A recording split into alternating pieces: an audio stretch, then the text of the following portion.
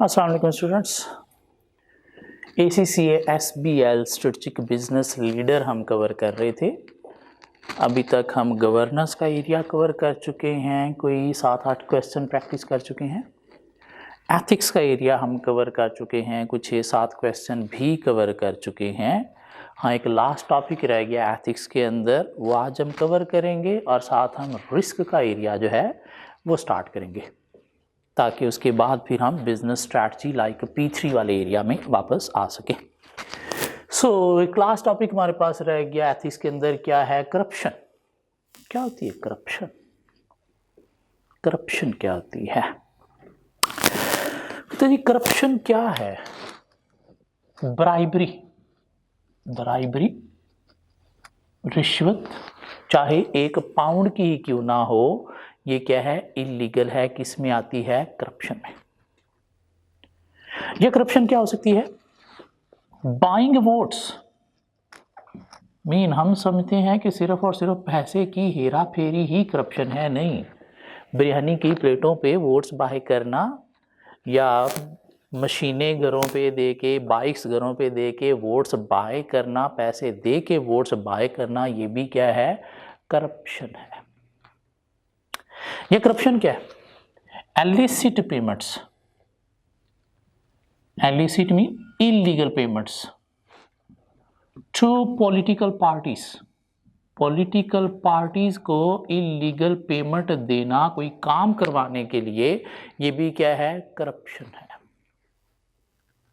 ये करप्शन क्या है? अनड्यू एडवांटेज लेना या देना। अनड्यू एडवांटेज लेना या देना ड्यू टू पोजीशन, मीन अपनी पोजीशन की बेस पर आपने उस पोजीशन से कोई एडवांटेज खुद लिया अनड्यू, या किसी को दिया, तो ये भी क्या है? करप्शन है। और यूके के अंदर करप्शन को एक सीरियस क्रिमिनल एक्ट कंसीडर किया जाता है। वो 2 पाकिस्तान में भी कंसीडर किया जाता है, लेकिन पाकिस्तान में उतना सीरियस शायद अभी तक नहीं है। करप्शन वो कहता है जी रॉन्ग है। क्यों रॉन्ग है? 2 पॉइंट ऑफ व्यू से रॉन्ग है। एक तो एथिकली पॉइंट ऑफ व्यू से रॉन्ग है। क्यों रॉन्ग है? कि इससे आपकी इंटेग्रिटी जो है, ऑनेस्टी जो है, स्ट्रेट फॉरवर्ड डीलिंग जो है वो अफेक्ट होती है। तो इसलिए इंटेग्रिटी प्रिंसिपल को हमें मीट करना है बीइंग अ प्रोफेशनल। अगर हम करप्शन में चले गए हैं तो इंटेग्रिटी प्रिंसिपल मीट नहीं हुआ, प्रोफेशनल बिहेवियर हमने शो नहीं किया, अकॉर्डिंग टू लॉ रेगुलेशन हमने काम नहीं किया। करप्शन वो कहता है जी रॉन्ग है बिजनेस के पॉइंट ऑफ व्यू से भी। क्यों बिजनेस के पॉइंट ऑफ व्यू से रॉन्ग है? लीगल रिस्क आपको फेस करना पड़ सकता है। क्यों? हर कंट्री के अंदर जो है वो ब्राइबरी करप्शन क्या है? इलीगल है। और अगर पता चल गई तो आपको सू किया जा सकता है, क्रिमिनल ऑफेंसेस फेस करना पड़ सकते हैं। तो लीगल रिस्क है, इसलिए रॉन्ग है। रेपुटेशन रिस्क भी है कि अगर पता चल गई दुनिया को तो इससे आपका कस्टमर अफेक्ट होगा, आपके इमेज अफेक्ट होगा, शेयर होल्डर अफेक्ट होगा, आपकी रेप्यूट अफेक्ट होगी। तो उस पॉइंट ऑफ व्यू से भी रॉन्ग है। करप्शन रॉन्ग है क्यों? इससे आपको फाइनेंशियल कॉस्ट बेयर करना पड़ सकती है। आपको फाइन्स पेनल्टीज इंपोज हो सकते हैं। ये करप्शन के थ्रू जो पैसा कमाया है वो सारा वापस जा सकता है along with fines penalties. Corruption business के पॉइंट ऑफ व्यू से रॉन्ग है क्यों? एक दफा अगर आपने कोई काम करप्शन के थ्रू निकलवाया तो दोबारा भी आपको सीधे वे से नहीं वो काम होगा, करप्शन के थ्रू ही होगा। Pressure to repeat offend. Blackmailing भी हो सकती है कि किसी को आपने रिश्वत देके काम करवाया तो नेक्स्ट टाइम वो आपको ब्लैकमेल भी कर सकता है, या किसी और को पता चल गया तो वो आपको ब्लैकमेल कर सकता है कि हमें भी लगाओ। करप्शन रॉन्ग है क्यों? इससे स्टाफ के ऊपर बैड इंपैक्ट पड़ता है कि अगर टॉप मैनेजमेंट करप्शन में इन्वॉल्व है तो नीचे स्टाफ भी सारा करप्ट ही होगा। क्यों? जैसा लीडर होता है उसके इन्फ्लुएंस से नीचे जितनी भी कौम, जितनी भी पौत होती है वो वैसी बन जाती है। तो स्टाफ के ऊपर जो बैड इंपैक्ट होगा करप्शन की वजह से, इसलिए बिजनेस के पॉइंट ऑफ व्यू से रॉन्ग है। आप अपने बिजनेस में से करप्शन, ब्राइबरी को खत्म नहीं कर सकोगे। करप्शन रॉन्ग है क्यों? इससे बिजनेस डेवलपमेंट के ऊपर भी बैड इंपैक्ट पड़ता है। वो एक हमारी इस्लामिक बिलीव है कि गलत कामों से जो भी आप बेनिफिट लोगे या कमाओगे वो लॉन्ग टर्म नहीं चलेगा, वो कहीं ना कहीं पे निकलेगा ज़रूर। तो इसलिए आप अगर करप्शन के थ्रू बिजनेस को थोड़ा ऊपर ले जाओगे, लेकिन वो उतनी ही तेज़ी से नीचे आएगा। बिजनेस की डेवलपमेंट पे भी बैड इम्पैक्ट पड़ेगा। क्या है करप्शन? हम बता सकते हैं क्यों रॉन्ग है एथिकल पॉइंट ऑफ व्यू से या बिजनेस के पॉइंट ऑफ व्यू से। क्या ख्याल है? अब यूके की स्टडीज हम चूंकि पढ़ रहे हैं तो यूके में क्या किया गया है, एक एंटी ब्राइबरी एंड करप्शन जो है वो लॉ डिफाइन किया गया है, जिसके अकॉर्डिंगली एक बिजनेस को क्या करना है, कुछ पॉलिसीज को फॉलो करना है। क्या पॉलिसीज फॉलो करनी है, anti bribery and corruption AB&C policy, ABC policies follow करनी है, किस लिए, करप्शन को अवॉइड करने के लिए। क्या पॉलिसीज फॉलो करनी है, कुछ 6 पॉलिसीज हैं, proportionality, top level commitments, risk assessment, communication, due diligence, monitoring and review. Proportionality क्या कहता है, प्रोपोर्शनैलिटी ये कहता है कि एक एक्टिविटी आपकी बिजनेस में कोई भी परफॉर्म हो रही है तो आपने उसके ऊपर कोई ना कोई कंट्रोल लगाना है, देखने के लिए कि उसमें कोई करप्शन ब्राइबरी का एलिमेंट नहीं है। मॉनिटरिंग कंट्रोल लगाना है, हाँ कंट्रोल लगाने पे कॉस्ट आती है, तो आपने देखना है एक्टिविटी की जितना बेनिफिट है उसके प्रोपोर्शन के अकॉर्डिंगली आपने कंट्रोल की कॉस्ट बेयर करनी है। ऐसी एक्टिविटी जहां से ज़्यादा बेनिफिट मिल रहा है वहां पे आपने ज़्यादा अमाउंट का कंट्रोल लगाना है, ऐसी एक्टिविटी जहां से कम बेनिफिट मिल रहा है वहां पे कम अमाउंट का कंट्रोल लगाना है, लेकिन कंट्रोल लगाना ज़रूर है according to proportion of benefit of that activity. क्योंकि अगर आप कंट्रोल नहीं लगाओगे, मॉनिटरिंग नहीं करोगे तो फिर आप करप्शन ब्राइबरी को, इलीगल एक्ट को अवॉइड नहीं कर सकोगे। क्या हमें AB&C पॉलिसीज फॉलो करनी है, टॉप लेवल कमिटमेंट की कंपनी की जो टॉप लेवल मैनेजमेंट है इसका ऑनेस्ट होना जरूरी है, इसका करप्शन को थू करना जरूरी है, मीन करप्शन को बुरा कहना जरूरी है, क्योंकि अगर ये करप्शन में इन्वॉल्व हैं तो नीचे तक इन्फ्लुएंस, इंस्पायरेशन जाएगी और नीचे फिर लोगों को आप करप्शन से अवॉइड नहीं कर पाओगे। इसलिए टॉप लेवल पे जो है वो अगेंस्ट करप्शन कमिटमेंट होना जरूरी है, एटीट्यूड ऑफ टॉप मैनेजमेंट अच्छा होना जरूरी है। क्या पॉलिसीज फॉलो करनी है, रिस्क असेसमेंट, कि आपको क्या करना है, अपने बिजनेस के अंदर रेगुलर बेसिस पे रिस्क असेसमेंट करनी है, देखना है कहाँ कहाँ पे कोई रिस्क आ रहा है, कहाँ कहाँ पे कोई गलत कामों में इन्वॉल्व होने का चांस नजर आता है, तो उन चीज़ों को ओवरकम करना है। क्या करना है, आपको रेगुलर बेसिस पे कम्युनिकेशन भी करनी है अपनी ऑर्गेनाइजेशन के अंदर, स्टाफ को डिफरेंट न्यूज़ लेटर्स के थ्रू, पेपर्स के थ्रू बताना है कि करप्शन बुरी चीज़ है और अगर कोई इसमें इन्वॉल्व पाया गया तो उसके साथ क्या क्या डिसिप्लिनरी एक्शन हो सकते हैं। क्यों स्टाफ को ये चीज़ें अवेयरनेस दोगे तो फिर शायद वो इसे अवॉइड भी करेंगे। ड्यू डिलिजेंस करनी है, ड्यू डिलिजेंस मीन किसी एक्सटर्नल पार्टी के साथ आप कॉन्ट्रैक्ट करने जा रहे हो, सप्लायर के साथ, कस्टमर के साथ, उसकी आपने ऑनेस्टी, इंटेग्रिटी भी देखनी है कि वाकई ही वो कोई गलत, गंदा, इलीगल पर्सन, पार्टीज, बिजनेस नहीं है, कि उनके साथ एसोसिएशन से भी आपके बिजनेस में करप्शन प्रवेल कर सकती है। तो इसलिए आपने सप्लायर, कस्टमर के साथ डील करते वक्त, कॉन्ट्रैक्ट करते वक्त उनकी due diligence mean honesty, integrity देखनी है कि वो किसी गलत कामों में इन्वॉल्व नहीं है। क्या करना है आपको, monitoring and review, regular basis पे अपनी बिजनेस की एक्टिविटीज़ को, बिजनेस ऑपरेशंस को रिव्यू, मॉनिटर भी करना है कि उनके अंदर कोई करप्शन, ब्राइबरी का एलिमेंट नहीं पाया जा रहा, ताकि अगर कोई पाया जा रहा है तो फौरी आइडेंटिफाई करके आप उसे क्या कर सको, एलिमिनेट कर सको, रोक सको। क्यों, अगर मॉनिटरिंग रिव्यू किया ही नहीं तो करप्शन अगर बिजनेस में आ गई तो वो फैलते फैलते बिजनेस को तबाह कर जाएगी, और जब आपको आइडेंटिफाई होगी तो माइट भी बहुत लेट हो चुका होगा उस चीज़ को बिजनेस से ख़त्म करने में। तो 6 AB&C पॉलिसीज क्या है, प्रोपोर्शनैलिटी, अकॉर्डिंग टू बेनिफिट आपने जो है वो कंट्रोल की कॉस्ट बेयर करनी है, top level commitments, positive attitude होना चाहिए टॉप मैनेजमेंट का, रिस्क असेसमेंट करनी है ताकि रिस्क फौरी आइडेंटिफाई हो, फौरी आप उन्हें ओवरकम कर सको, रेगुलर बेसिस पे स्टाफ को अवेयरनेस, कम्युनिकेशन करनी है, करप्शन क्या क्या चीज़ें गलत हैं, क्यों गलत हैं और उसके अगेंस्ट क्या एक्शन लिए जा सकते हैं, ड्यू डिलिजेंस, एक्सटर्नल कॉन्ट्रैक्ट करते वक्त आपने देखनी है, और रेगुलर बेसिस पे ऑपरेशंस की, एक्टिविटीज़ की मॉनिटरिंग भी करनी है। सो करप्शन क्या है, क्यों रॉन्ग है, नहीं, करप्शन से रिलेटेड AB&C पॉलिसीज क्या हैं। अब कहते हैं ये जो AB&C पॉलिसीज हैं ये बिजनेस में इंप्लीमेंट करने में थोड़े मसले भी फेस करना पड़ते हैं, मीन कुछ बैरियर्स हैं ये पॉलिसीज को बिजनेस में इंप्लीमेंट करने में। क्या बैरियर्स हैं, कंपैक्टिव एडवांटेज, कि समटाइम बिजनेस को कंपैक्टिव एडवांटेज लेने के लिए क्या करना पड़ता है, कहीं पे कोई ना कोई फैसिलिटेशन पेमेंट्स देना पड़ती हैं। क्यों, लोगों को फैसिलिटेट नहीं करेंगे तो शायद वो कॉन्ट्रैक्ट हमें नहीं मिलेगा, वो चीज़ नहीं हमें नहीं मिलेगी, कंपैक्टर लेके चला जाएगा तो एडवांटेज वो ले लेगा, तो वहाँ पे फिर समटाइम AB&C पॉलिसी साइड पे हो जाती है। मैनेजरियल अपैथी, कि मैनेजमेंट जो है वो अपैथी मीन थोड़ी डरी हुई होती है। क्या होती है? डरी हुई होती है, मीन करप्शन से बहुत ज़्यादा डरी होती है, गलत चीज़ों से बहुत ज़्यादा डरी होती है, नुकसान से बहुत ज़्यादा डरी होती है। तो नुकसानात को बचाने के लिए समटाइम इनको क्या करना पड़ता है, किसी को बीच में पैसे लगाना पड़ते हैं ताकि बड़ा नुकसान ना हो जाए, वो कहीं हमारे अगेंस्ट ना आ जाए, इसलिए फिर A, B, C policies follow नहीं होती। ऑफ द शेल्फ सॉल्यूशन के समटाइम क्या होता है, बिजनेस बने बनाए कुछ रूल्स को फॉलो करना होता है, और बने बनाए रूल्स अगर फॉलो नहीं हो रहे तो अपने आप को बचाने के लिए फिर इन्हें क्या करना पड़ता है, करप्शन की तरफ जाना पड़ता है। लाइक USA में हमने क्या कहा जी, सॉक्स की कंप्लायंस करनी है, और अगर कोई रूल फॉलो नहीं हुआ तो अपने आप को बचाने के लिए आपको क्या करना पड़ेगा, करप्शन में जाना पड़ेगा, loop holes.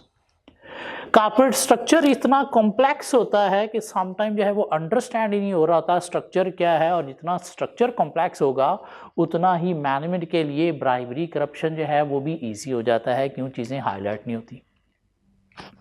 Shadow hierarchy mean organisation के अंदर जो है वो समटाइम डिफरेंट मैनेजमेंट के लेवल्स होते हैं हायरार्की में, लेकिन क्लियरली डिफाइन नहीं होते, और जब चीज़ें क्लियरली डिफाइन नहीं होती तो स्टाफ के लिए ये गलत कामों में इन्वॉल्व होना थोड़ा इजी होता है, क्यों, आइडेंटिफिकेशन नहीं होगी।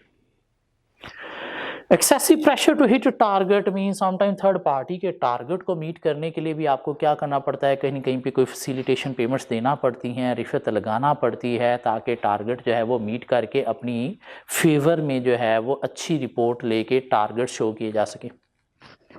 कल्चर ऑफ सीक्रेसी जिन ऑर्गेनाइजेशन में होता है, मीन बातें छुपाई रहती हैं, खुल्लम खुल्ला डिस्कस नहीं होती, तो वहाँ पे भी करप्शन को अवॉइड करना थोड़ा डिफ़िकल्ट हो जाता है। या हेट्रोजीनियस कल्चर, कि अगर आपका डिफरेंट कंट्रीज़ में बिजनेस फैला हुआ है, तो कुछ कंट्रीज़ में तो करप्शन से रिलेटेड बहुत अच्छी पॉलिसीज़ हैं, लाइक पाकिस्तान, और कुछ कंट्रीज़ लाइक UK, यूरोप, गंदी पॉलिसीज़, करप्ट लोगों को पूछा ही नहीं जाता। क्या ख्याल है, ऐसी बात है ना, क्यों, रूल्स रेगुलेशन वहाँ पे हैं ही नहीं। लाइक वहाँ पे अगर आप ऑपरेट कर रहे हो तो आपको करप्शन में चलना पड़ेगा, पाकिस्तान में तो हाँ आप करप्शन के बिना भी चल सकते हो। नहीं, थोड़ा उल्ट कर लो, पाकिस्तान में करप्शन के बिना शायद नहीं चला जा सकता, UK, यूरोप में करप्शन बहुत बुरी समझी जाती है। कुछ कंट्रीज़ में वैसे भी करप्शन बड़ी आम है, लाइक घाना, जिम्बाब्वे की बात करें ना, सरेआम वहाँ पे रिश्वत दी जाती है, उसके बिना काम होना ही नहीं है। तो ये क्या है, हेट्रोजीनियस कल्चर में डिफरेंट कंट्रीज़ के डिफरेंट कल्चर की सूरत में भी आप इन पॉलिसीज़ को पूरी ऑर्गेनाइजेशन में, मीन हर अपने बिजनेस यूनिट में, चाहे दुनिया में कहीं पे भी ऑपरेट कर रहा है, इम्प्लीमेंट नहीं कर सकते। सो ये क्या था, करप्शन एंड ब्राइबरी का एक टॉपिक। करप्शन क्या है, क्यों रॉन्ग है एथिकल पॉइंट ऑफ व्यू से या बिजनेस के पॉइंट ऑफ व्यू से, करप्शन के against A, B, C policies क्या है, और हमने पढ़ लिया कि करप्शन से रिलेटेड जो A, B, C पॉलिसीज़ हैं, इनको इम्प्लीमेंट करने में कुछ बैरियर मीन हर्डल्स भी हैं।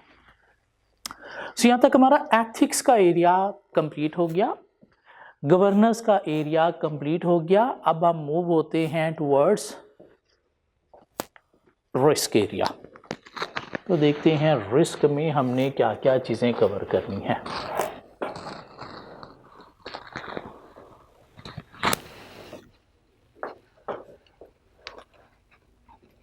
जी, रिस्क एरिया में अगर हम चलें तो ऑलमोस्ट आधा को एरिया ये आपने ऑलरेडी पढ़ा हुआ है F8 के अंदर, लेकिन मैं अज्यूम कर रहा हूँ कि नहीं पढ़ा हुआ, हम जीरो से सारी चीज़ें कवर करेंगे।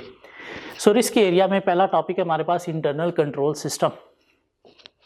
ये क्या होता है इंटरनल कंट्रोल सिस्टम, कंट्रोल्स क्या होते हैं, इंटरनल कंट्रोल सिस्टम क्या होता है सर, पॉलिसीज प्रोसीजर्स जो ऑर्गेनाइजेशन के अंदर वर्क कर रहे हैं, उन पॉलिसीज प्रोसीजर्स के सिस्टम को नाम दिया जाता है इंटरनल कंट्रोल सिस्टम। कंट्रोल्स बोलते हैं पॉलिसीज को या किसी प्रोसीजर को जो किसी एक्टिविटी को चेक करने से लगाया गया है। तो इंटरनल कंट्रोल सिस्टम क्या है, पॉलिसीज प्रोसीजर्स है। अब कहता है इंटरनल कंट्रोल सिस्टम के कोई 5 कंपोनेंट्स हैं जो ऑर्गेनाइजेशन को फोकस करने हैं, इम्प्लीमेंट करने हैं।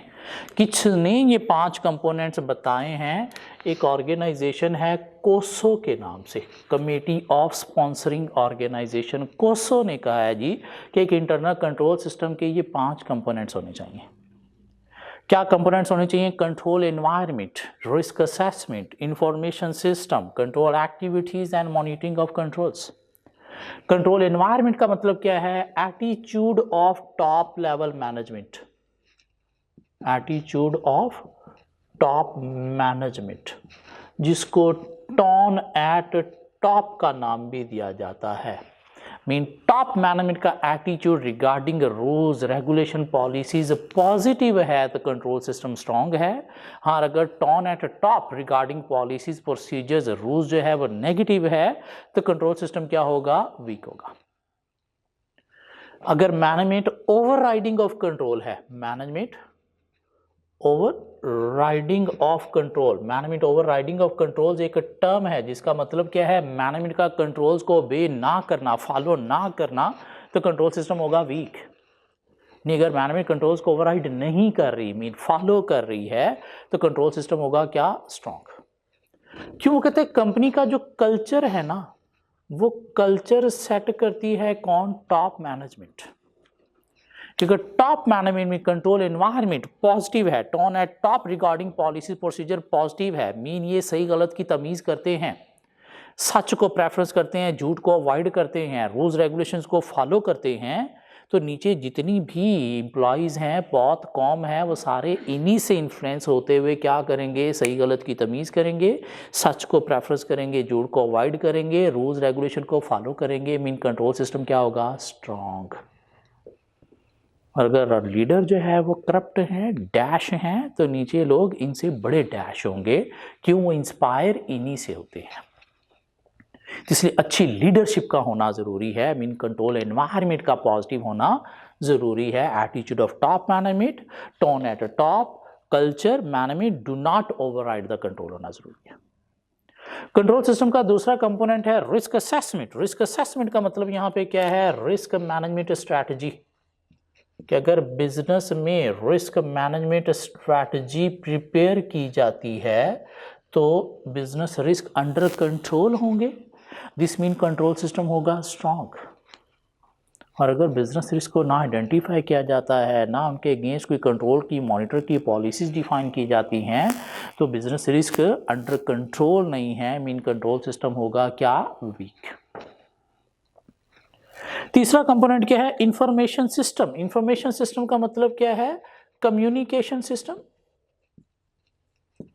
या डिसीजन मेकिंग सिस्टम जो है वो बिजनेस का, वो देखना है कि क्विक है या फिर स्लो है। क्यों? जितना क्विक होगा उतनी ही चीज़ें जल्दी लोगों को पता चलेंगी, जल्दी पता चलेगा क्या करना है, चीज़ें जल्दी कंट्रोल होंगी, कंट्रोल सिस्टम होगा स्ट्रांग। और अगर communication decision making system slow है तो कंट्रोल सिस्टम होगा वीक। क्यों? लोगों को ऑन टाइम इंफॉर्मेशन नहीं मिल रही, ऑन टाइम चीज़ें कंट्रोल नहीं हो रही। इसलिए decision making system, communication system का क्विक होना, रैपिड होना ज़रूरी है। और वो रैपिड कैसे किया जा सकता है? With the use of technology.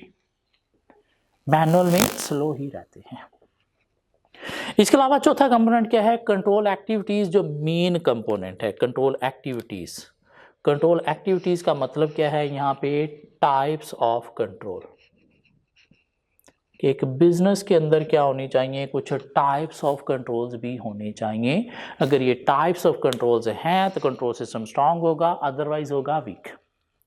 क्या हैं वो टाइप्स ऑफ कंट्रोल? कोई 8 टाइप्स ऑफ कंट्रोल हैं जिनको हम लर्न करते हैं एक निमोनिक स्पैम सोप से। Spam soap,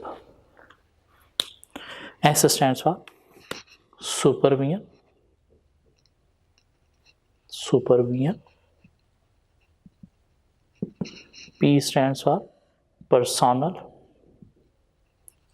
A stands for authorization,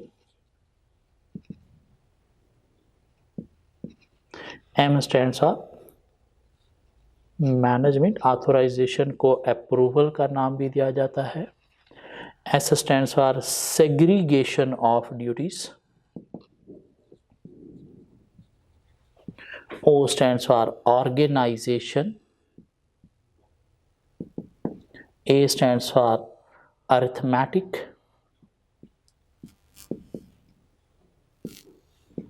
and P stands for physical. Supervision, personal, authorisation, management, segregation of duties, organisation, arithmetic and physical के अगर ये 8 टाइप्स ऑफ कंट्रोल ऑर्गेनाइजेशन में वर्क कर रहे हैं तो कंट्रोल सिस्टम होगा स्ट्रॉन्ग। हाँ, अगर ये 8 टाइप्स ऑफ कंट्रोल वर्क नहीं कर रहे तो कंट्रोल सिस्टम होगा वीक। सुपरविजन मीन मॉनिटरिंग होनी चाहिए लोअर लेवल पे जो भी काम हो रहा है उसकी bye top management. Personnel mean लोगों को स्किल्स के अकॉर्डिंगली काम दिया जाना चाहिए, जो जो करने के काबिल है उसे वो काम देना चाहिए, नहीं है वो लोग काबिल तो उनको पहले स्किल्स डेवलप करनी चाहिए। ऑथोराइजेशन, कोई भी बड़ा ऑर्डर प्लेस करने से पहले टॉप मैनेजमेंट की अप्रूवल होनी चाहिए, ऑथोराइजेशन होनी चाहिए ताकि अननेसेसरी गुड्स की बाइंग को रोका जा सके, ताकि बिजनेस लाइबिलिटीज को कंट्रोल किया जा सके। मैनेजमेंट मीन टॉप मैनेजमेंट को स्ट्रैटेजीज बना के प्लानिंग करके नीचे डायरेक्शन देनी चाहिए कि भाई किसने क्या करना है। क्यों अगर ये स्ट्रैटेजीज नहीं बना रहे, प्लानिंग नहीं कर रहे, डायरेक्शन नहीं दे रहे तो कंट्रोल सिस्टम क्या होगा, वीक। क्यों, नीचे पता ही नहीं करना क्या है। एंड सेग्रीगेशन ऑफ ड्यूटी, काम को लोगों में डिवाइड करके परफॉर्म करना चाहिए। क्यों, अगर एक ही बंदा सारे कामों से रिस्पॉन्सिबल है तो उसके लिए फ्रॉड करना जो है वो ईजी होगा, तो इसलिए वर्क डिवाइडेड होना चाहिए ताकि एक अगर गलत काम कर रहा है तो दूसरा उसे आइडेंटिफाई करके पकड़ सके। एंड ऑर्गेनाइजेशन को चार्ट डिफाइन होना चाहिए, कोई हायरार्की ऑफ अथॉरिटीज डिफाइन होनी चाहिए कि इसका क्या रोल रिस्पॉन्सिबिलिटी है। क्यों, जहाँ पे ये ऑर्गेनाइजेशन चार्ट डिफाइन नहीं है, हायरार्की ऑफ अथॉरिटी डिफाइन नहीं है, रोल रिस्पॉन्सिबिलिटी क्लियरली डिफाइन ही नहीं है, तो वहाँ पे लोगों के लिए जो है वो फ्रॉड करना ईजी हो जाता है। And then arithmetic, arithmetic mean जितना भी कैलकुलेशन वर्क है उसका रीचेक होना चाहिए ताकि अगर कोई एरर्स या फ्रॉड हैं तो वो रीचेक से आइडेंटिफाई हो सकें। एंड देन फिजिकल कंट्रोल होनी चाहिए, कहाँ पे, हाई वैल्यू एसेट्स के ऊपर, हाई वैल्यू इन्वेंट्रीज के ऊपर। सिक्योरिटी गार्ड्स होने चाहिए, लॉक रूम होने चाहिए, सीसीटीवी कैमरास होने चाहिए ताकि चोरी को, मिसयूज ऑफ इन्वेंट्री या एसेट को रोका जा सके।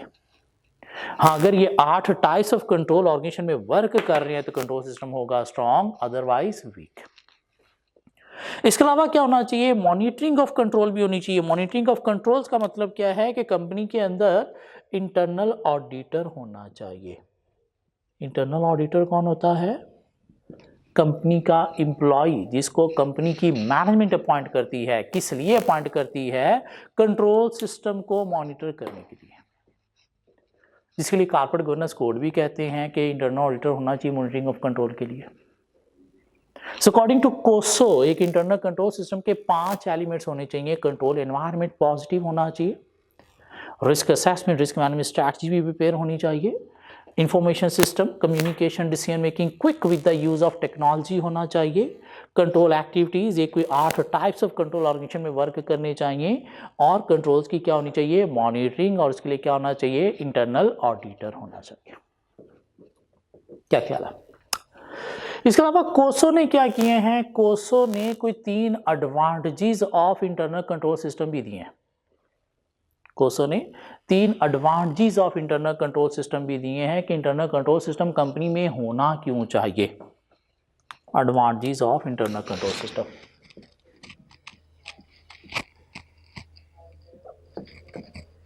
इंटरनल कंट्रोल सिस्टम बाय कोसो।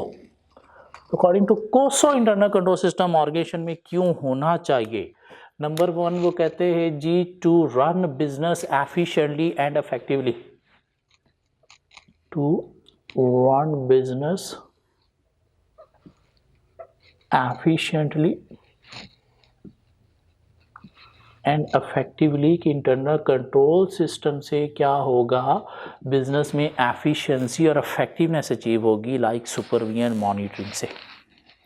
जब कहते हैं इंटरनल कंट्रोल सिस्टम क्यों होना चाहिए, to comply with law and regulation के इससे लॉ एंड रेगुलेशन में कंप्लायंस करने में हेल्प मिलेगी। या वो कहते हैं इंटरनल कंट्रोल सिस्टम क्यों होना चाहिए, to produce reliable financial information, to produce reliable financial information mean financial statements true and fair produce करने के लिए, लाइक अरिथमेटिक से, ऑथोराइजेशन से, पर्सोनल से, सुपरविजन से क्या होगा, फाइनेंशियल इंफॉर्मेशन रिलायबल प्रोड्यूस होगी, mean true and fair produce होगी। तो ये 3 एडवांटेजेस हैं इंटरनल कंट्रोल सिस्टम के by COSO, to run business operations efficiently and effectively, to comply with law and regulations, and to produce reliable financial information. इसके अलावा क्या है, इंटरनल कंट्रोल सिस्टम के कुछ ऑब्जेक्टिव भी हैं। इंटरनल कंट्रोल सिस्टम के कुछ ऑब्जेक्टिव भी हैं। Objectives of internal control system. तो इंटरनल कंट्रोल सिस्टम कंपनी में क्यों होना चाहिए? कहते हैं जी नंबर 1 ये होना चाहिए कि इसलिए to safeguard asset of company, कि इससे कंपनी के एसेट सेफगार्ड होंगे, लाइक फिजिकल कंट्रोल से मिसयूज नहीं होगा। जब कहता है जी क्यों होना चाहिए, to control liabilities of business, like authorisation से क्या होगा, अननेसेसरी गुड्स की बाइंग नहीं होगी, और जब अननेसेसरी गुड्स की बाइंग नहीं होगी तो लाइबिलिटीज अंडर कंट्रोल रहेंगी। क्या ख्याल है? जब कहते हैं कि इंटरनल कंट्रोल सिस्टम क्यों होना चाहिए, टू प्रिवेंट, डिटेक्ट क्या, fraud and errors. Mean company के अंदर अगर कोई फ्रॉड एंड एरर्स हो रहे हैं तो उनको प्रिवेंट, डिटेक्ट करने के लिए इंटरनल कंट्रोल सिस्टम होना चाहिए। क्या ख्याल है? जो कहते हैं इंटरनल कंट्रोल सिस्टम क्यों होना चाहिए, to ensure management policies are followed by, कि मैनेजमेंट पॉलिसीज फॉलो हो रही हैं वो करवाने के लिए, like supervision control, monitoring of control, ये होना चाहिए जिससे क्या होगी, मैनेजमेंट की पॉलिसीज जो हैं वो ऑर्गेनाइजेशन के अंदर प्रॉपर्ली फॉलो की जाएंगी। यह इंटरनल कंट्रोल सिस्टम क्यों होना चाहिए, बिजनेस ऑपरेशंस को एफिशिएंटली इफेक्टिवली रन करने के लिए इंटरनल कंट्रोल सिस्टम होना चाहिए, कंप्लायंस विद लॉ रेगुलेशन के लिए इंटरनल कंट्रोल सिस्टम होना चाहिए, या true and fair financial information mean financial statements produce करने के लिए इंटरनल कंट्रोल सिस्टम होना चाहिए। क्या ख्याल है? तो इंटरनल कंट्रोल सिस्टम क्यों होना चाहिए, to safeguard asset of the company, to control liabilities of the company, to prevent, detect fraud and errors, to ensure management policies are followed by, या to achieve efficiency, effectiveness in business operations, या to comply with law and regulations, या to produce reliable financial information। तो internal control system के components हमने cover कर लिए। Internal control system के components में से control activities, types of control हमने कवर कर लिए। नहीं, बाइकोसो इंटरनल कंट्रोल सिस्टम के 3 एडवांटेजेस क्या हैं, या ओवरऑल इंटरनल कंट्रोल सिस्टम के ऑब्जेक्टिव्स क्या हैं, 7 पॉइंट बन गए, या एडवांटेज 3 से ज़्यादा लिखने हैं तो ये क्या है, एडवांटेज भी है। क्या ख्याल है? अब ये जो इंफॉर्मेशन सिस्टम है, कम्युनिकेशन डिसीजन मेकिंग सिस्टम, इसकी कुछ टाइप्स हैं, टाइप्स ऑफ इंफॉर्मेशन सिस्टम।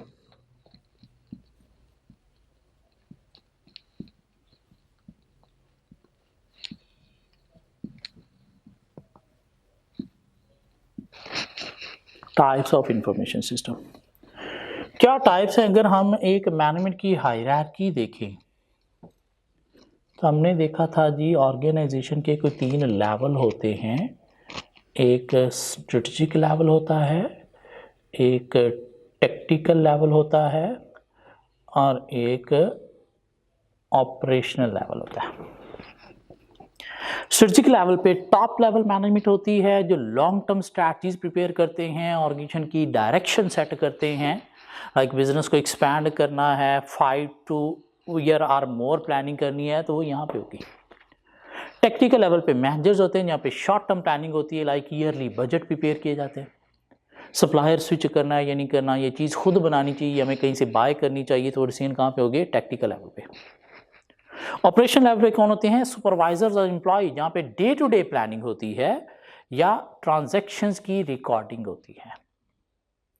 अब इंफॉर्मेशन सिस्टम की कोई 3-4 टाइप्स हैं। कुछ 2 ऐसे सिस्टम हैं जो स्ट्रेटजिक लेवल पे यूज होते हैं, जिसमें एक MIS है और एक EIS है। एक ऐसा सिस्टम है जो टेक्निकल लेवल पे मैनेजर यूज करते हैं, जिसको नाम देता है DSS, और एक ऐसा सिस्टम जो ऑपरेशन लेवल पे यूज होता है जिसे नाम दिया जाता है TPS। हम पढ़ते हैं ये 4 सिस्टम क्या हैं। MIS, EIS, DSS and TPS. MIS stands for Management Information System. Management Information System stands for MIS. EIS क्या है? Executive Information System.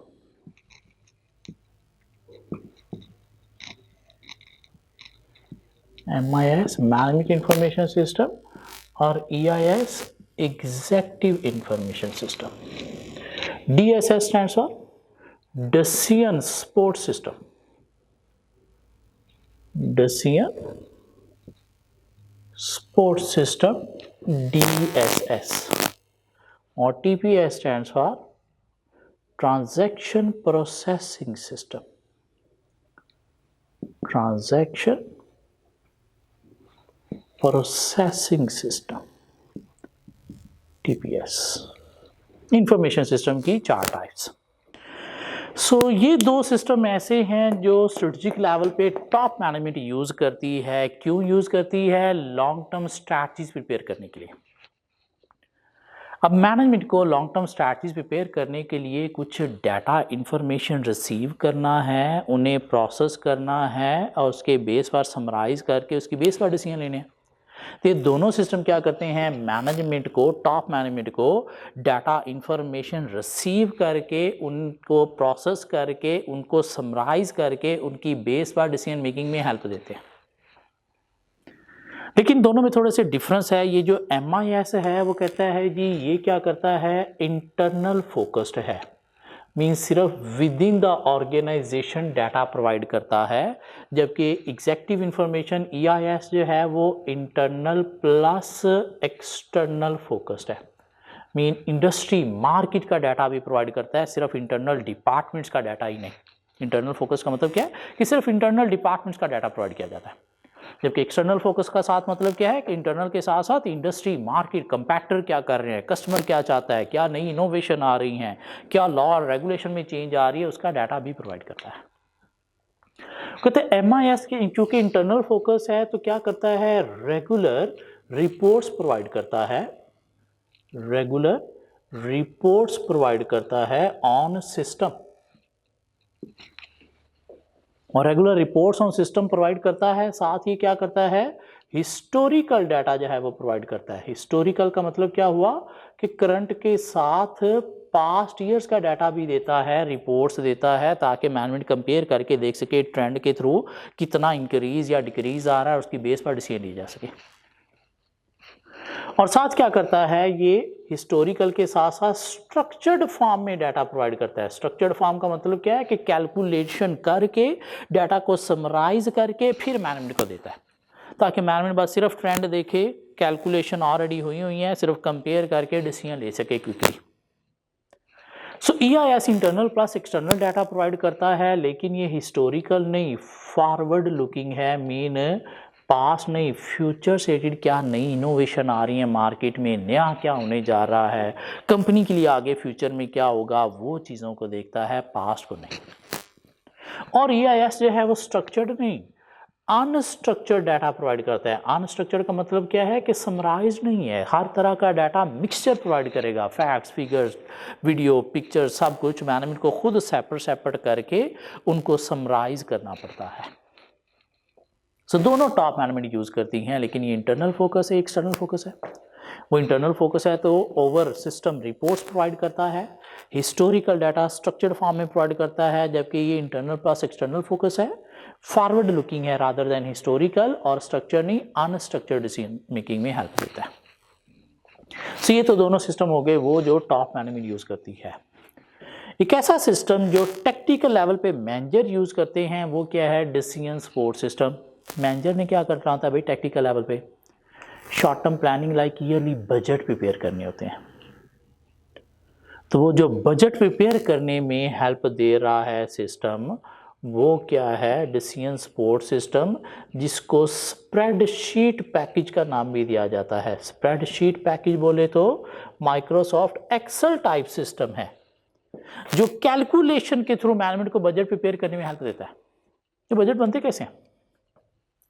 Budget future की प्लानिंग होती है ना, कैसे बनते हैं? पिछले 10 सालों का देखा जाता है, सेल का ये हमारा ट्रेंड था, करंट में उतना इंपैक्ट डाला, भाई फ्यूचर की सेल ये होंगी। कॉस्ट ऑफ सेल का ये ट्रेंड था, करंट में उतना इंपैक्ट डाला, फ्यूचर की कॉस्ट ऑफ सेल ये होंगी। एक्सपेंसेस का ये ट्रेंड था, करंट में उतना इंपैक्ट डाला, फ्यूचर के एक्सपेंसेस ये होंगे, प्रॉफिट ये होंगे।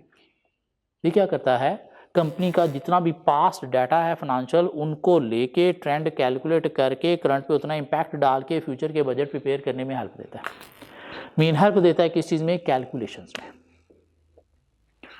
टीपीएस क्या है? ट्रांजैक्शन प्रोसेसिंग सिस्टम, जो हेल्प देता है ऑपरेशन लेवल पे, किस लिए? टू रिकॉर्ड एंड प्रोसेस क्या? Routine transaction. मीन रूटीन की जो ट्रांजैक्शन है, सेल की, परचेज की, एक्सपेंसेस की, एसेट्स की, इन्वेंट्री की, कैश की, उनको रिकॉर्ड करने में, प्रोसेस करने में हेल्प देता है। क्या ख्याल है? तो 4 टाइप्स होंगी इंफॉर्मेशन सिस्टम की। MIS, EIS स्ट्रेटेजिक लेवल पे यूज़ होते हैं, DSS टैक्टिकल लेवल पे यूज़ होता है, और TPS रूटीन ट्रांजैक्शन को रिकॉर्ड प्रोसेस करने में कहाँ पे यूज़ होगा? कहाँ पे यूज़ होगा? ऑपरेशन लेवल पे। इसके अलावा ये जो हमारा चैप्टर 11 है इंटरनल कंट्रोल सिस्टम का, इसके अंदर क्या है, एक छोटा सा टॉपिक और है, quality of good information. Qualities of good information, कि मैनेजमेंट को जो भी इंफॉर्मेशन मिल रही है उसकी कुछ क्वालिटीज होनी चाहिए।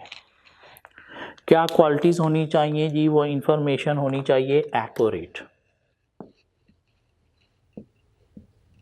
क्या होनी चाहिए? Accurate. Accurate, A stands for क्या होनी चाहिए? एक्यूरेट होनी चाहिए। एक्यूरेट का मतलब क्या है कि उसमें कोई अर्थमेटिक एरर नहीं होना चाहिए, करेक्ट होनी चाहिए जो भी इंफॉर्मेशन मैनेजमेंट को मिल रही है। दूसरा क्या होनी चाहिए जी? कॉस्ट बेनिफिशियल भी होनी चाहिए। मेन वो इंफॉर्मेशन कलेक्ट करने में कॉस्ट कम आनी चाहिए। अगर कॉस्ट ज़्यादा आ रही है, उतना इंफॉर्मेशन का फ़ायदा नहीं है, तो फिर क्या है? अच्छी इंफॉर्मेशन नहीं है। तीसरी क्या होनी चाहिए जी? कंप्लीट होनी चाहिए। मीन डाटा उसमें मिसिंग नहीं होना चाहिए, क्यों? अगर मिसिंग है तो मैनेजमेंट को कंप्लीट इन्फॉर्मेशन नहीं मिली तो उसका कोई फ़ायदा भी नहीं, उसकी बेस पर कुछ डिसीजन भी नहीं होंगे।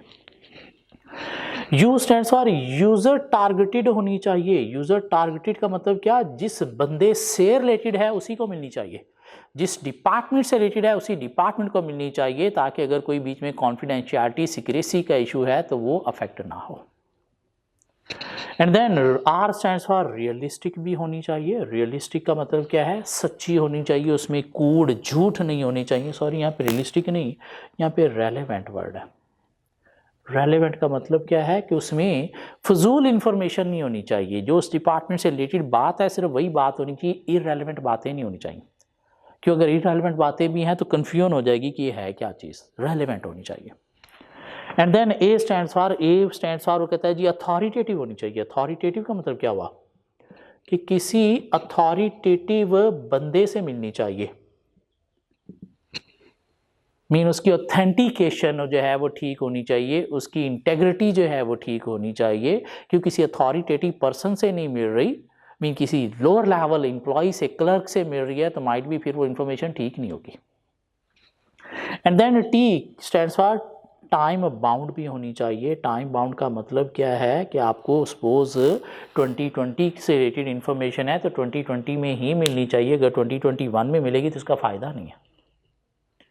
And then E stands for easy to use भी होनी चाहिए। ईजी टू यूज़ का मतलब क्या है कि उसके अंदर कोई डिफ़िकल्ट टर्मिनोलॉजीज़ नहीं होनी चाहिए, ईजी टू अंडरस्टैंड होनी चाहिए। क्यों? अंडरस्टैंड नहीं होगी, डिफ़िकल्ट टर्मिनोलॉजीज़ होंगी तो ऐसी इन्फॉर्मेशन का फ़ायदा भी नहीं है। सो एक अच्छी इन्फॉर्मेशन की क्वालिटीज़ क्या हैं कि एक्यूरेट होनी चाहिए, गलतियाँ नहीं होनी चाहिए, अर्थमेटिक एरर नहीं होनी चाहिए, कंप्लीट होनी चाहिए, मीन मिसिंग डाटा नहीं होना चाहिए, कॉस्ट बेनिफिशियल मीन कम कॉस्ट पे अचीव की जा सके, यूज़र टारगेटेड होनी चाहिए, मीन जिस बंदे से रिलेटेड है उसी को मिलनी चाहिए, रेलेवेंट इन्फॉर्मेशन होनी चाहिए, इररेलेवेंट नहीं, अथॉरिटेटिव पर्सन से मिलनी चाहिए, टाइमली मिलनी चाहिए, और इजी टू यूज़ होनी चाहिए, मीन डिफ़िकल्ट टर्मिनोलॉजीज उसके अंदर नहीं होनी चाहिए। सो रिस्क में एक चैप्टर हमारे पास ये था इंटरनल कंट्रोल सिस्टम का, जो हमने सारा कवर कर लिया। इंटरनल कंट्रोल सिस्टम के कंपोनेंट्स, इंटरनल कंट्रोल सिस्टम का जो चौथा कंपोनेंट कंट्रोल एक्टिविटीज़ था, वहाँ से हमने टाइप्स ऑफ कंट्रोल देख ली। तीसरा कंपोनेंट इंफॉर्मेशन सिस्टम, उसकी हमने 4 टाइप्स देख ली। एक क्वालिटी ऑफ गुड इंफॉर्मेशन क्या है, और हमने 3 benefits of internal control system by कोसो देख लिए, और ओवरऑल हमने इंटरनल कंट्रोल सिस्टम के ऑब्जेक्टिव्स या बेनिफिट्स कवर कर लिए। क्या ख्याल है? एक टॉपिक और कवर करते हैं इंटरनल ऑडिट से रिलेटेड, वो कवर करके तो फिर हम कुछ क्वेश्चंस कवर करने के काबिल हो जाएंगे। सो मूव होते हैं इंटरनल ऑडिट की तरफ।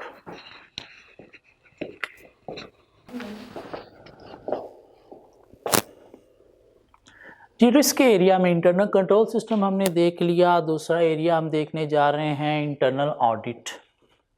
कौन होता है इंटरनल ऑडिट? कंपनी का एम्प्लॉय, जिसका काम क्या होता है, रेगुलर बेसिस पे इंटरनल कंट्रोल सिस्टम को रिव्यू करना, और रिव्यू करके मैनेजमेंट को वीकनेसेस रिपोर्ट करना। ना सिर्फ वीकनेसेस रिपोर्ट करना, with recommendation for improvements report करना, जिसके लिए कॉर्पोरेट गवर्नेंस कोड भी कहते हैं कि कंपनी के अंदर इंटरनल ऑडिटर होना चाहिए। जो मेन फंक्शन है इसका, इंटरनल कंट्रोल सिस्टम को रिव्यू करना। अब देखते हैं कि एक इंटरनल ऑडिटर कंपनी के अंदर क्या क्या करता है, activities of internal auditor.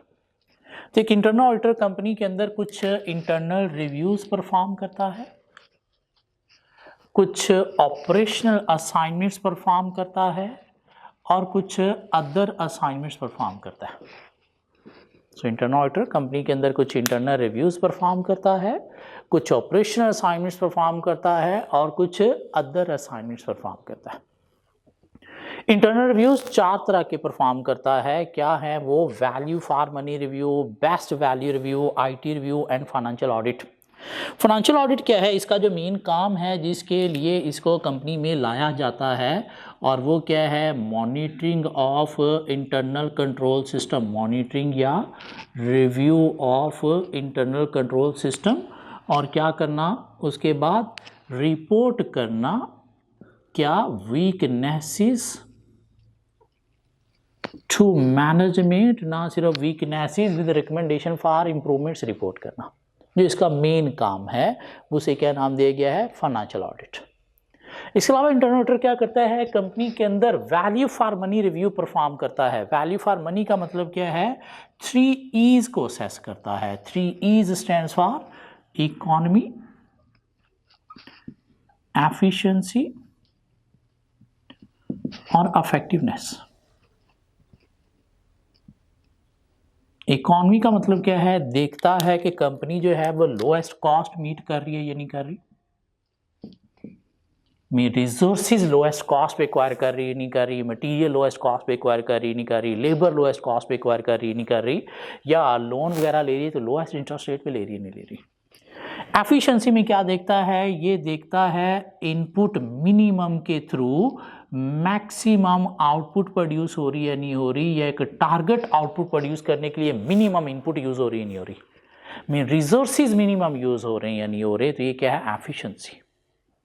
Effectiveness में क्या देखता है? ऑब्जेक्टिव मीटिंग की कोई भी एक्टिविटी चल रही है तो उसका ऑब्जेक्टिव मीट हो रहा है या नहीं हो रहा। क्यों? अगर ऑब्जेक्टिव मीट नहीं हो रहा तो उस एक्टिविटी पे जितना भी पैसा लग रहा है वो क्या हो रहा है? ज़ाया हो रहा है।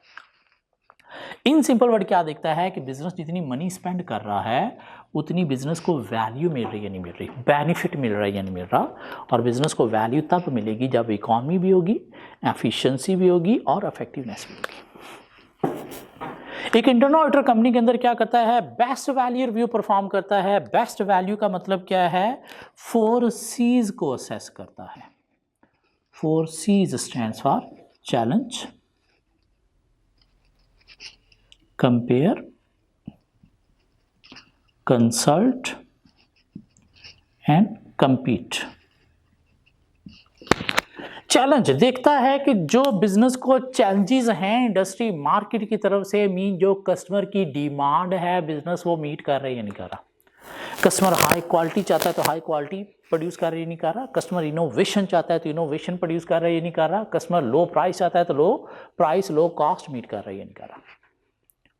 कंपेयर क्या करता है, बिजनेस की प्रोडक्ट्स को कंपेयर करता है विद कंपैटिटर प्रोडक्ट्स के बिजनेस क्वालिटी में उनके इक्वल या उनसे अच्छी प्रोवाइड कर रहा है या नहीं कर रहा। क्योंकि नहीं प्रोवाइड कर रहा तो बिजनेस फेल है।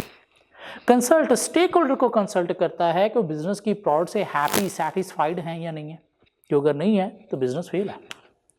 और कंपीट करने की, किसको, कंपटीशन को डील करने की स्ट्रैटेजी देखता है, क्वालिटी या प्राइस हम कंपीट कर पा रहे हैं या नहीं कर पा रहे। इन सिंपल वर्ड देखता है कि बिजनेस कस्टमर को बेस्ट वैल्यू प्रोवाइड कर रहा है या नहीं कर रहा। कब कस्टमर को बेस्ट वैल्यू प्रोवाइड की जाएगी, जब कस्टमर डिमांड के अकॉर्डिंगली प्रोडक्शन होगी, कंपैरिजन में गुड अच्छी भी होंगी, कस्टमर हैप्पी सेटिस्फाइड भी होगा, और कंपटीशन को भी बिजनेस अच्छी तरह से डील करना जानता है। सो एक इंटरनल ऑडिटर कंपनी के अंदर कुछ इंटरनल रिव्यूज परफॉर्म करता है। Value for money review 3 E's को असेस करता है। बेस्ट वैल्यू रिव्यू 4 C's को असेस करता है। फाइनेंशियल ऑडिट में review of internal control system and report weaknesses to management करता है। इसके अलावा इंटरनल ऑडिटर क्या करता है, कुछ आईटी रिव्यू परफॉर्म भी करता है। आईटी रिव्यू का मतलब क्या है, आईटी सिस्टम को देखता है कि इफेक्टिवली वर्क कर रहा है या नहीं कर रहा। क्या देखता है आईटी सिस्टम को, कि आईटी सिस्टम बनाते वक्त ऑथोराइजेशन जो है वो थी या नहीं थी, टॉप लेवल मैनेजमेंट से अप्रूवल थी या नहीं थी, या ऑथोराइज यूजर थ्रू पासवर्ड ही सिस्टम को एक्सेस कर रहे हैं या नहीं कर रहे। देखता है कि सिस्टम का डिज़ाइन जो है वो प्रॉपरली है या नहीं है, मीन बिजनेस की सारी रिक्वायरमेंट को मीट कर रहा है या नहीं कर रहा। देखता है कि सिस्टम में कंटिन्यूटी ऑफ ऑपरेशन है या नहीं है। कंटिन्यूटी ऑफ ऑपरेशन का मतलब क्या है कि अगर सिस्टम में कोई मसले आ जाते हैं तो उसके लिए बैकअप्स जो हैं वो अवेलेबल हैं या नहीं है।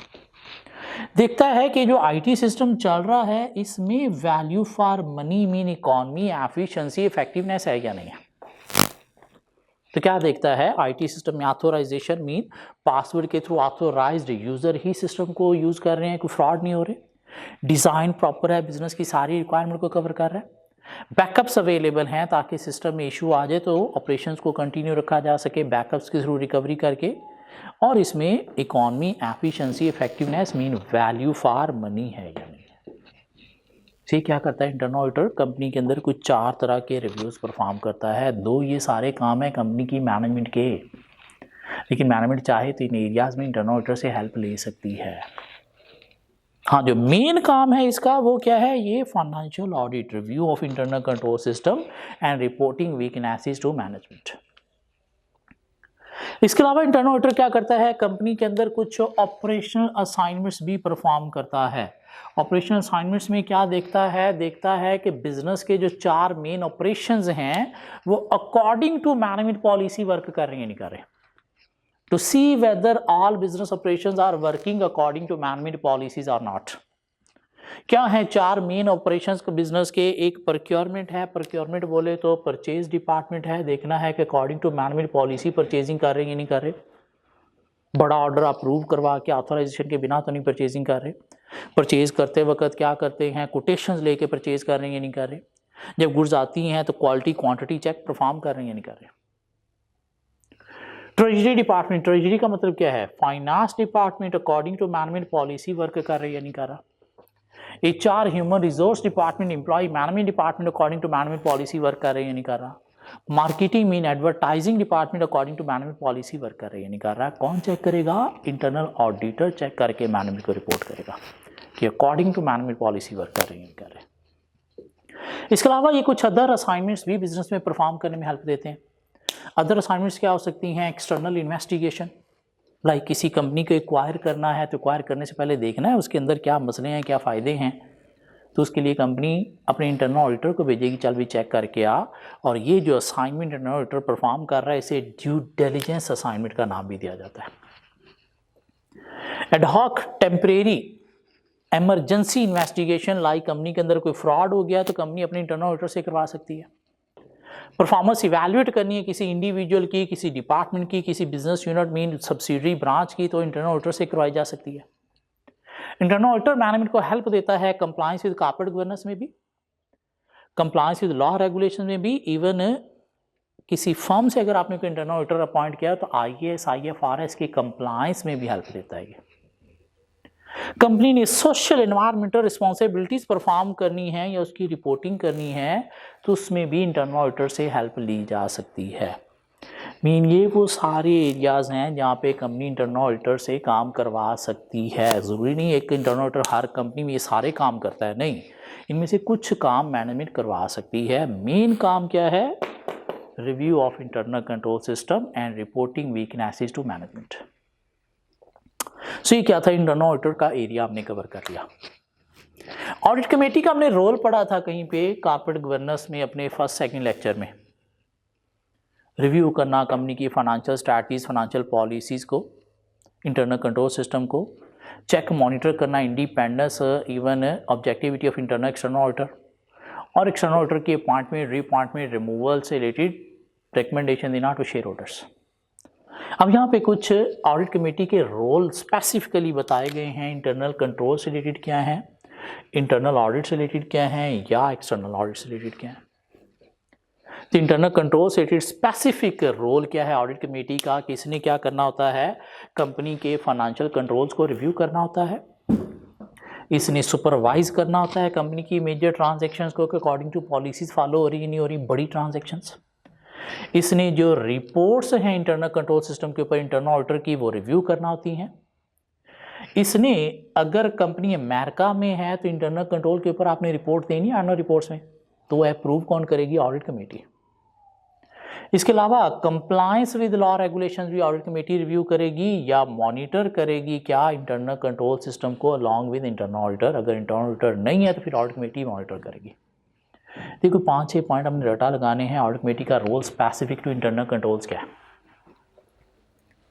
नहीं, ऑडिट कमेटी का काम स्पेसिफिक टू इंटरनल ऑडिटर क्या है? तो इंटरनल ऑडिटर का annual work plan audit committee set करेगी या रिव्यू करेगी। Head of internal audit department की अपॉइंटमेंट कौन करेगी? Independent audit committee. Internal auditor की एफिशिएंसी कौन चेक करेगा? Audit committee. ऑब्जेक्टिविटी, इसकी इंडिपेंडेंस कौन इंश्योर करेगा? Audit committee. और इसकी अकाउंटेबिलिटी भी कौन इंश्योर करेगा? Audit committee. ये भी हमने कोई 5 पॉइंट लर्न करने हैं। हाँ, इसका role specific to external auditor क्या है? इसका काम है एक्सटर्नल ऑडिटर की क्या चेक करना, मॉनिटर करना, क्या इंडिपेंडेंस के इंडिपेंडेंस विदाउट एनी प्रेशर काम कर रहा है या नहीं कर रहा, या उसकी इंडिपेंडेंस पे कोई इशू आता है तो ऑडिट कमेटी से डिस्कस करेगा। क्या करना? उसकी मॉनिटर करना, ऑब्जेक्टिविटी के मीन अपना काम या according to standard properly perform कर रहा है या नहीं कर रहा। इसके अलावा ऑडिट कमेटी का काम क्या है? एक्सटर्नल ऑडिटर की रिकमेंडेशन देना, किस चीज़ से रिलेटेड? रिकमेंडेशन देना किस चीज़ से related? Appointment, reappointment, removal and fee से रिलेटेड भी। इसके अलावा कहता है जी ऑडिट कमेटी क्या करती है? कंपनी की मैनेजमेंट और एक्सटर्नल ऑडिटर के बीच में क्या करती है? एक कम्युनिकेशन चैनल जो है वो प्रोवाइड करती है। कम्युनिकेशन चैनल प्रोवाइड करती है किसके बीच में? बिटवीन मैनेजमेंट एंड ऑडिटर, ताकि ऑडिटर ने कोई भी बात करनी है मैनेजमेंट के साथ तो किसके थ्रू होगी? ऑडिट कमेटी के थ्रू। एक्सटर्नल ऑडिटर का मैनेजमेंट के साथ किसी इशू पे फड्डा आ गया है, कोई इशू है, तो इशू रिजॉल्व करने में भी ये क्या करती है? हेल्प देती है किसको? एक्सटर्नल ऑडिटर को। इशू रिजॉल्विंग में भी क्या करती है? ये हेल्प देती है टू एक्सटर्नल ऑडिटर। सो एक इंटरनल ऑडिटर क्या क्या करता है वो हमने कवर कर लिया। ऑडिट कमेटी का role specific to internal control system क्या है? रिव्यू करना फाइनेंशियल कंट्रोल्स को, सुपरवाइज करना मेजर ट्रांजैक्शंस को, रिव्यू करना इंटरनल कंट्रोल रिपोर्ट्स को, एनुअल रिपोर्ट्स के अंदर इंटरनल कंट्रोल की रिपोर्ट को अप्रूव करना, कंप्लायंस रिव्यू करना, मॉनिटरिंग करना। नहीं, इंटरनल ऑडिटर से रोल क्या है? उसका एनुअल वर्क प्लान सेट करना, हेड ऑफ इंटरनल ऑडिटर की अपॉइंटमेंट करना, उसकी एफिशिएंसी चेक करना, इंडिपेंडेंस चेक करना और अकाउंटेबिलिटी इंश्योर करना। एक्सटर्नल ऑडिटर से रोल क्या है? उसकी इंडिपेंडेंस चेक करना, उसकी ऑब्जेक्टिविटी देखना, उसकी अपॉइंटमेंट, री अपॉइंटमेंट, रिमूवल और फी से रिकमेंडेशन देना टू शेयर होल्डर, और कम्युनिकेशन चैनल प्रोवाइड करना between management and external auditor, और इश्यूज रिजॉल्व करना between management and external auditor. यूँ ये 2 चैप्टर रिस्क के हमारे जो है वो कवर हो गए। होपफुली नेक्स्ट लेक्चर में हम क्या करेंगे, इनके ऊपर कुछ क्वेश्चंस देखेंगे, क्या ख्याल है, और साथ हम कुछ और चीज़ें रिस्क की कवर करेंगे। तो मिलते हैं नेक्स्ट लेक्चर में।